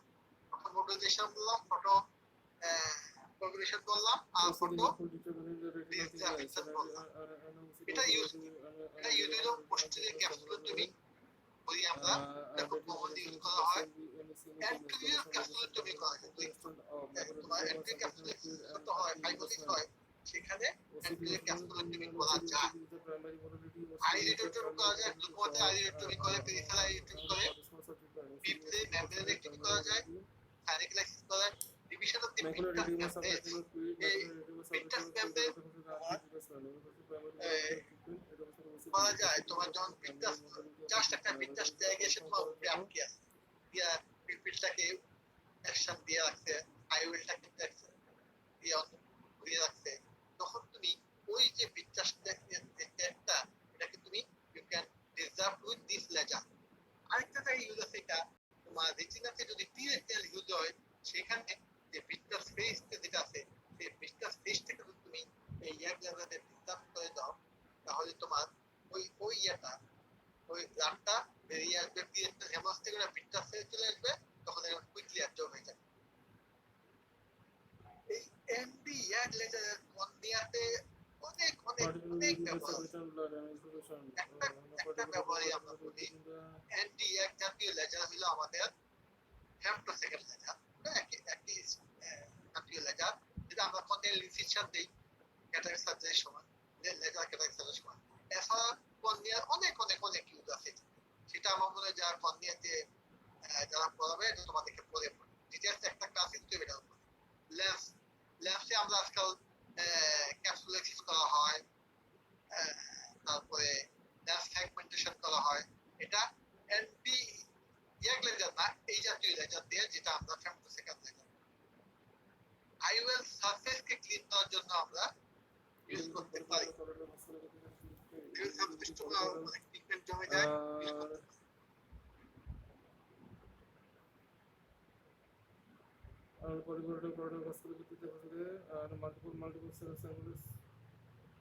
ইন্ডিকেশন কি?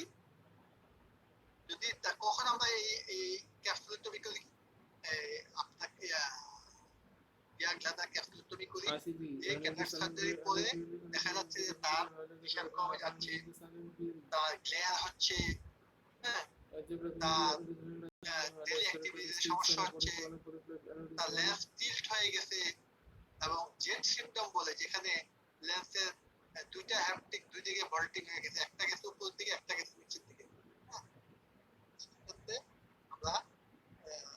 আমরা এই ক্যাপসুলোটমি করি। ইন্ডিকেশন কখন করব? যদি আমরা পুরো কর্নিয়াল ইডিমা বা ওপাসিটির জন্য হয়। গ্লাস, আজকাল তো গ্লাস আইওল ইউজ করা হয় না, আজকাল যা আমাদের পিএমএম লেন্সের জন্য কিন্তু ভালো আরাম হয়, তো সিলিকন গুলি অত ভালো না, একটু অসুবিধা হয়। আইআইটিস থাকলে আমরা করবো না, রেগুলার ইডিমা থাকলে আমরা অ্যাভয়েড করবো, যেহেতু এই লেজার করার পর রেগুলার ইডিমা হতে পারে। রেজিনাল টিয়ার থাকলে আমরা খুব সাবধানে করতে হবে। ইমিডিয়েট পোস্ট অপারেটিভ পিরিয়ড, যখন লেন্স স্টেবল হয় নাই, স্টেবল হয়নি, তখন আমরা করবো না। আমরা যদি প্রত্যেক 6 মান্থের ভিতর যে আমরা পোস্ট অপারেটিভ দিয়ে এই লেজার করি।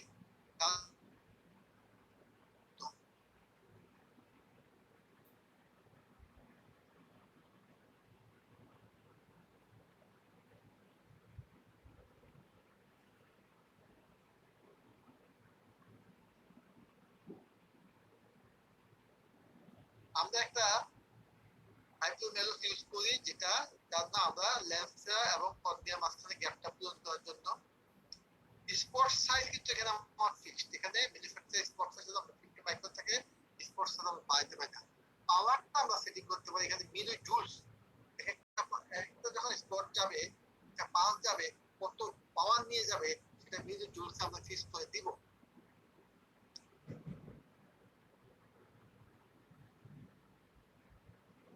ফোকাসিং বিম, এখানে কিন্তু দেখো এটা যেহেতু ইনফ্রারেড লেজার, এটা কিন্তু আমি লেজারটা এটা কিন্তু দেখবো না। আমি এখানে এটার জন্য দেখার জন্য আমাদেরকে ওই মেশিনেই একটা ভিন্ন লেজার আছে, হিলিয়াম নিয়ন লেজার, হ্যাঁ, ওটা রেড কালার থাকে, ওটা দিয়ে আমাকে ফোকাস করতে হবে যে কোন জায়গায় আমি বারটা দিব।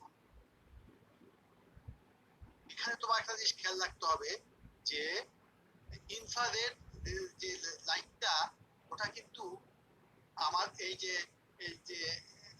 স্পটলাইট যেটার থেকে হিলিয়াম নিয়ন যে লাইট থেকে কিন্তু কম ডেভিয়েশন হয়, ওটা কিন্তু একই জায়গায় ফোকাস হবে না। আমাকে মেশিনে সেট করে দিতে হবে প্রিসেট অথবা পোস্ট সেট, ওটা আসে মেশিনে, ওই অপশন আছে বা সেম লেভেলে থাকবে। তো ইউজুয়ালি আমরা পোস্টে অফসেটে যাই, আমরা যেই জায়গায় ফোকাস করব ওই বিমটা, সেই ভিজিবল বিমটা ওই ফোকাসে পোস্টে অফসেট করলে ঠিক বারটা তার পিছনে হবে। আর যদি সামনে করি তাহলে কিন্তু এটা এসে লেন্সকে এফেক্ট করবে এবং লেন্সকে পিট করে ফেলবে। যেহেতু লেজার নট ভিজিবল, পোস্টে অফসেটে আমরা ইউজ করি সাধারণত। আমরা কিছুটাকে কিভাবে কাটতে পারি, ক্রস প্যাটার্ন আমরা কাটতে পারি বা সার্কুলার করে কাটতে পারি। সার্কুলার করে কাটতে গেলে নতুন যখন কাজ শুরু করে তখন সার্কুলার করে কাটা ভালো, তাহলে তোমাকে সেন্টার আসতে হবে, তোমাকে ঠিক সেন্টার আসতে হবে। ক্রস প্যাটার্নে কাজ করতে গেলে তোমাকে সেন্টারের দিকে আসতে হবে, এবং সেন্টার আসতে তুমি যদি লেন্সে পিক করে ফেলো তাহলে তোমার পেশেন্টের দৃষ্টি কমে যাবে। পোস্ট লেজার মেডিকেশন কিতে আইওপি লোয়ারিং এজেন্টে আমরা এন্টিগ্লুকোমা ড্রপ দিই, একটা স্টেরয়েড ড্রপ দিই 2 উইকস, এবং আফটার 2 উইকস একটা ফলো আপ দিই। কমপ্লিকেশন কি হয় ইয়ার লেজার ক্যাপসুলোটমিতে? ট্রানজিয়েন্ট সাইজ অফ আইওপি হয়, আইওপি দিতে পারে, পিটিং অফ দি আইওলা কমন, ইয়াংরা প্রথম যারা করে প্রচুর পিটিং করে, একদম আইও লেন্স ফাটিয়ে ফেলে। হ্যাঁ, আইওএল ডিসলোকেশন, যদি বড় কষ্টে ক্যাপসুল ইউজুয়ালি 3 মিলিমিটার আমরা করি সেন্ট্রালি ক্যাপসুলোটমি, যদি অনেক বড় ক্যাপসুলোটমি হয় আইওএল ডিসলোকেট হয়ে একদম ভিতরে চলে যেতে পারে। আর হলো ওই যে বললাম সার্কুলার যখন তুমি করবা ক্যাপসুলগুলো তো বাইরে আসছে না উপস্থিত, এগুলি ভিতরে বাড়তে থাকে, পেশেন্ট পরে কমপ্লেইন নিয়ে আসছে ফ্লোরটা রেগুলার হেটে হতে পারে, লিথিনাল টিয়ার হতে পারে, আরডি আমি আরডি দেখেছি আপনার ইয়ার ক্যাপসুলোটমি করার পর আরডি এসেছি। তুমি এবার ওই যে কোশ্চেনটা আমাকে ওরা বলছিল যে টিস্যু ইন্টারাকশন কেন একটু যায়, আবার আমি তোমাকে ফটো কোয়াগুলেশন বলেছি, ফটো মডুলেশনও বললাম, এবার ফটো ডিসরাপশনও বলছি। হ্যাঁ, ইয়াং লেজারে ফটো অ্যাপ্লিকেশন হয় তোমার এক্সিমাল লেজার, যেখানে টিস্যুর ভিতরে মাইক্রো টিস্যুর যে বন্ডগুলো, মলিকুলার বন্ডগুলিকে সে ভেঙে ফেলে, মলিকুলার বন্ডগুলিকে ভেঙে ফেলে টিস্যু আর টিস্যুর জায়গায় থাকে না, এটা তখন ফ্রি হয়ে যায়। ফ্রি হয়ে গেলে হ্যাঁ, যা প্রোটিন চেইন বা যা আছে এগুলি সব ব্রেকআপ হয়ে যায়। ব্রেকআপ হয়ে গেলে কোলাজেন টিস্যুগুলি ব্রেকআপ হয়ে যায়, যে সবগুলোটাই তখন তারা সে চলে আসে, তখন ওই জায়গাটা অ্যাপ্লেট হয়ে যায় পুরা। এবং এটা যেহেতু খুব ডিপ পেনিট্রেশন হয় না, খুব সুপারফিশিয়াল কন্ডিতে তোমার যখন তো দেখে থাকো এক্সিমাল লেজার খুব সুপারফিশিয়াল সে কাটতে থাকে, তো এটা খুব ডিপ তো যায় না, লেয়ার বাই লেয়ার কাটতে থাকে, মাইক্রন লেভেলে করে কাটতে থাকে। এটা হলো ফটো অ্যাপ্লিকেশন। আর ফটো রেডিয়েশন বা ফটো কেমিক্যাল অ্যাক্টিভেশন হচ্ছে পিডিটিতে, ফটো ডাইনামিক থেরাপি যখন করে আগে একটা ডাই ইনজেকশন দিয়ে কি ভাইটামিন দিয়ে কি নাম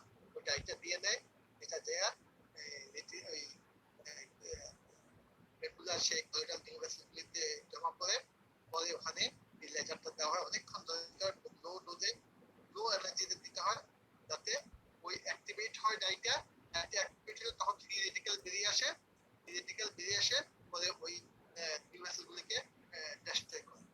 আর ফটো ভ্যাপোরাইজেশন এইখানে টেম্পারেচারটা মোর দেন 100 ডিগ্রি সেন্টিগ্রেড হয়ে যায়, হয়ে গেলে পরে লিকুইড যা আছে ইউজুয়ালি ওয়াটার এবং যা আছে এগুলি ভ্যাপোরাইজ হয়ে যায়। ভ্যাপোরাইজ হয়ে গেলে বাষ্প হয়ে গেলে বুঝলাম পানি যখন বাষ্প যে আকারে বড় হয়ে যায় তখন সে তেলটাকে ডেস্ট্রয় করে দেয়। হ্যাঁ, এবং এটার সাথে সুবিধা কি, আগেরটাতে কোরিলেট করে এটা ভ্যাপোরাইজ করে, এতে সুবিধা কি, আগেরটা যখন কোরিলেট করে তার কোলাটেরাল ড্যামেজ, তার আশেপাশে অন্য জায়গায় কিছু কিছু ড্যামেজ হয়, কিন্তু ফটো ভ্যাপোরাইজেশনে এত বেশি টেম্পারেচার হয় ওই জায়গাতে সে আশেপাশে ড্যামেজ হয় না, এবং এট দ্য সেম টাইম সেই সে ব্লাড ভেসেলগুলিকে সে এখানে ভাবে ক্লোজ করে দেয়, যার ফলে এগুলি ইউজুয়ালি সাধারণত দেখা যায় যে কার্বন ডাইঅক্সাইড লেজার কাজ করে এখানে ইনসিশন দেয়, তো অনেক জায়গা তো লেজার দিয়ে ইনসিশন দেয়, লেজার ইনসিশন দেয়, সেগুলি এই ফটো ভ্যাপোরাইজেশন হিসাবে কাজ করে। এখন আমি মনে হয় লেজার সম্বন্ধে একটু বললাম তোমাদের, আমরা বলবো যে যারা ডিপ্লোমা পড়াবে তাদেরকে বলবো যে লেজার ইউজ, ডিপ্লোমাতে কি কি লেজার ইউজ অনেক ইউজ আছে, সেগুলি তারা ডিটেইলস তোমাদেরকে যদি বলবে। আর কর্নিয়ারটা একদিন বলবো যে কর্নিয়ার কি কি লেজার ইউজ করা হয়, সেই ক্ষেত্রে বলবো কর্নিয়া ওদেরকে বলতে। আর অকুলোপ্লাস্টিক সার্জনরা যদি বলতে চায়, হ্যাঁ, তারা প্লাস্টিকের লেজার ইউজ কি আছে তারা বলবে, কিন্তু ফিউচার সেগুলো একজনকে একটা দেওয়া হবে। তোমাদের এখানে কোনো কোশ্চেন আছে কিনা আমাকে বলে দিন। আসো নাকি তোমরা, নাকি ঘুমিয়ে পড়ছো? স্যার শান্ত আসলে হ্যাঁ, স্যার ক্যারেক্টারিস্টিক্স অফ লেজার 5টা পয়েন্ট আর একটু যদি এক্সপ্লেইন করে বলতেন। কোনটা? Sir characteristics of laser, monotonicity, direction. এই যে একটু আগে বললাম টিস্যু অ্যাকশন না কোনটা কথা বলি? হ্যাঁ স্যার, লেজারের ক্যারেক্টারিস্টিক্স 5টা প্রপার্টিজ, প্রপার্টিজ হলো ঠিক বুঝতে পারি না। তুমি কি স্যার সিআইটিসি থেকে ডক্টর সুতি বলে বলছি। আচ্ছা,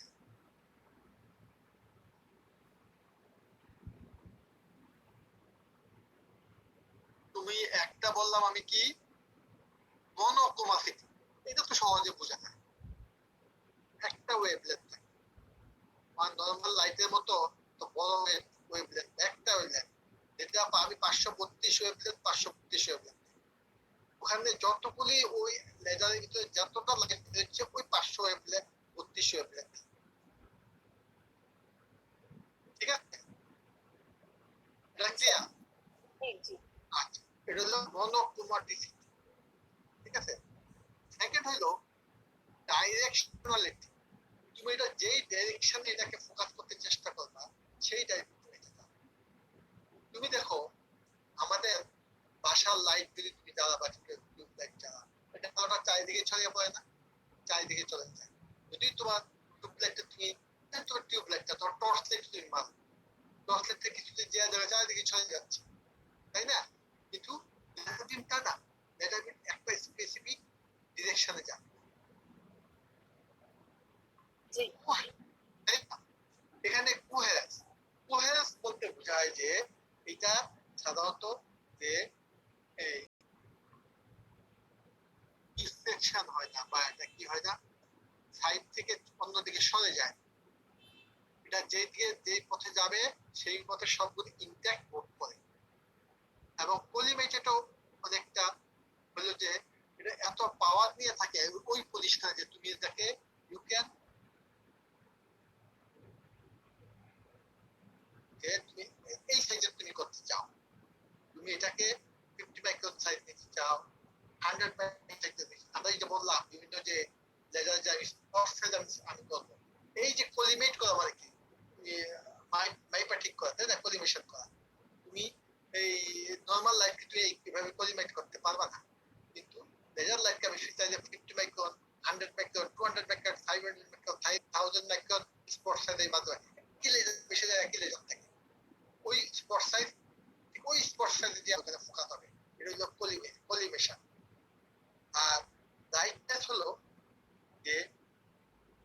এনার্জি দেওয়া। দেখো আমি যেন বললাম যে কোনো কোনো ক্ষেত্রে আমার মাত্র 100 সেলসিয়াস ইয়া হয়, হ্যাঁ, টেম্পারেচার, কোথাও 10,000 টেম্পারেচার উঠতেছে, হ্যাঁ। তারপরে এই যে এত বেশি উঠতেছে, কম উঠতেছে, হ্যাঁ, এই যে এটা হলো ব্রাইটটা, এটা নির্ভর করে ওই অল্প সময়ের জন্য ওই ক্ষেত্রে আমি এত বেশি এনার্জি দিচ্ছি ওখানে, হ্যাঁ, অল্প সময় অল্প স্পটে হাই এনার্জি দিতে পারছি, এটাকে বলছে ব্রাইটনেস, হ্যাঁ, যেটা তুমি নর্মাল আলো থেকে পাবা না। আর তুমি যদি আবার না বুঝে থাকা আবার বলবা কোথাও কোন পয়েন্টটা তো অসুবিধা হচ্ছে। জি স্যার, থ্যাংক ইউ। তোমরা এগুলি আরেকটু পড়বা, তো বুঝলাম এসব দিকে একটু পড়বা, তো আরো প্রত্যেকটা শব্দের বাংলা অর্থটা যদি তুমি খুঁজে দাও ডিকশনারি থেকে, তুমি তো বুঝবা জিনিসটা বাংলা। এখানে ব্রাইটনেস উজ্জ্বলতা না, এখানে আমরা যে নর্মাল উজ্জ্বলতা বলি সেই উজ্জ্বলতা না, এখানে এখানে ব্রাইটনেস তাও কত স্ট্রেংথ, কত পাওয়ার সেখানে দিচ্ছে।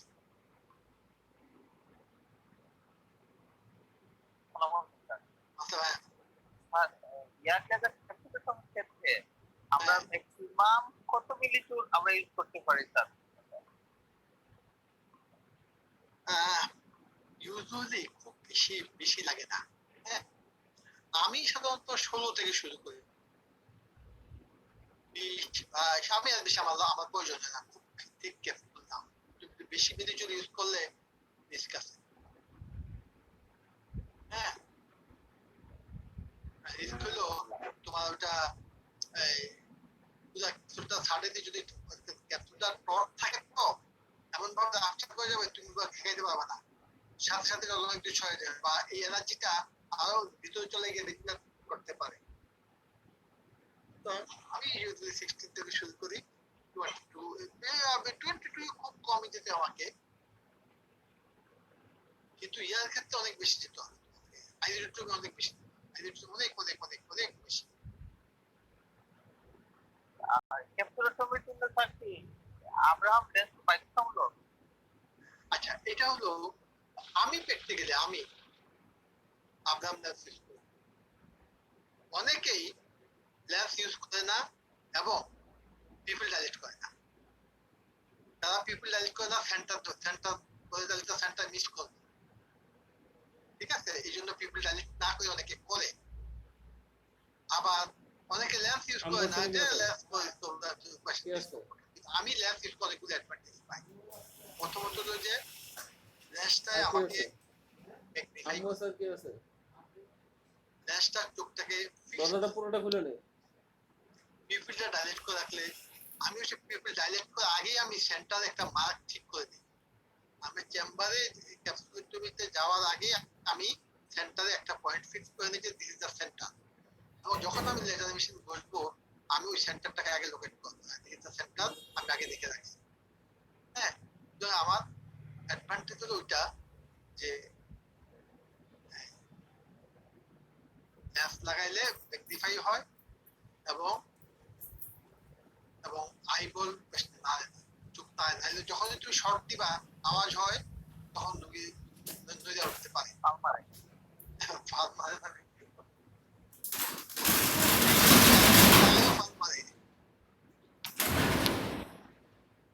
আওয়াজ হচ্ছে চোখের ভিতরে। আইডিয়াল সাইজটা কত দিতে স্যার? হ্যাঁ, আইডিয়াল সাইজটা ক্যাপসুলের জন্য আইডিয়াল সাইজটা কত? আইডিয়াল সাইজ কিন্তু 3 to 4 মিলিমিটার, বা এর চেয়ে বেশি করা উচিত না, তবে তবে you can go more, but কখন একটা লোকই, যেমন আজকালকার যুগে আমাদের যেটা সমস্যা হচ্ছে, যেমন আমাদের মাল্টিফোকাল লেন্স নিয়ে আসতেছে লোকেরা, হ্যাঁ, হাই প্রিমিয়ার লেন্স নিচ্ছে, এরা কিন্তু গ্লেয়ার যদি এদের হয় গ্লেয়ার, তখন এই ইয়ার জন্য ক্যাপসুল অপাসিটির জন্য যদি গ্লেয়ার হয় তাদের, সেই ক্ষেত্রে তোমার একটু বড় ক্যাপসুল করতে হতে পারে, কিন্তু প্রোভাইডেড এত বড় করবা না যে লেন্সের পুরো বর্ডার কভার করে, অপটিকের চেয়ে, অপটিক তো 6 মিলিমিটার, 55 মিলিমিটার যাও, এর বেশি যাও, কিন্তু ওয়েল সেন্টার্ড হতে হবে যাতে লেন্স ডিসলোকেট না হয়। 3 মিলিমিটার আমি বলবো আইডিয়া, সেন্টার এটার সাইজটা স্যার লেন্স আইডিয়াল ডিসলোকেটেড, এটাই তো কমপ্লিকেশন হতে পারে। এছাড়া কি আর কোনো কমপ্লিকেশন আছে সাইজের ক্ষেত্রে? আছে তোমার এই, তুমি সাইজ বড় করলা, বিটাস কই যাবে? বিটাস সাইড দিয়ে লেন্সের সাইড দিয়ে বাড়িয়ে আসবে না? বাড়িয়ে এসে অ্যান্টিজম চলে আসবে। এসে কি করবে সে? সেই লেন্সটাকে টিল্টেড করে ফেলবে, টিপে একটা স্টিগমেটিজম করে ফেলবে। এইটা বিটাস এসে তোমার কর্নিত লাগতে পারে। এই বিটাস তোমার একটা একসাথে অ্যাসেসমেন্ট করে ফেলতে পারে। তো বিটটা তাতে ডিস্টার্ব না হয়। তুমি চলে সাইজ ছোট থাকলে বিটটা আইডিয়াল সাইজ ছোট দেওয়ার উদ্দেশ্য যে you should not disturb the বিটটা, যাতে বিটটা কোনো অবস্থাতেই সামনে ঠেলতে না পারে। আরেকটা জিনিসটা সাইজ যদি ঠিক করা যায় তাহলে আমাদের তো অনেক সময় আছে পোস্টার সেগমেন্ট আমাদেরকে ইভালুয়েট করতে হয়। তো যদি ক্যাপসুলের তুমি সাইজটা ছোট হয়ে যায় তাহলে তো আমার ফান্ডাল দেখতে তো অসুবিধা হবে স্যার ডাইরেক্ট করার পরে। এখন আমি তো বলছি তোমার ক্যাপসুলের অপাসিটি তোমার সবকিছু বিবেচনা করতে হবে এখানে। আর 3 মিলিমিটার 4 মিলিমিটার যদি ক্যাপসুলোটমি হয়,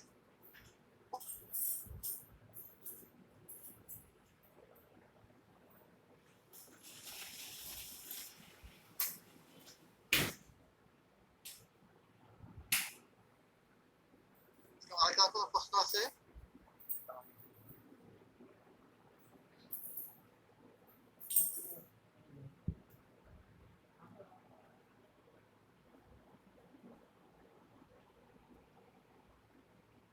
কারো প্রশ্ন নেই কোনো? তাহলে সবাইকে অনেক ধন্যবাদ। হ্যাঁ, স্যার থ্যাংক ইউ স্যার। সবাই মনে হয় আসসালামু হ্যাঁ। আসসালামু আলাইকুম।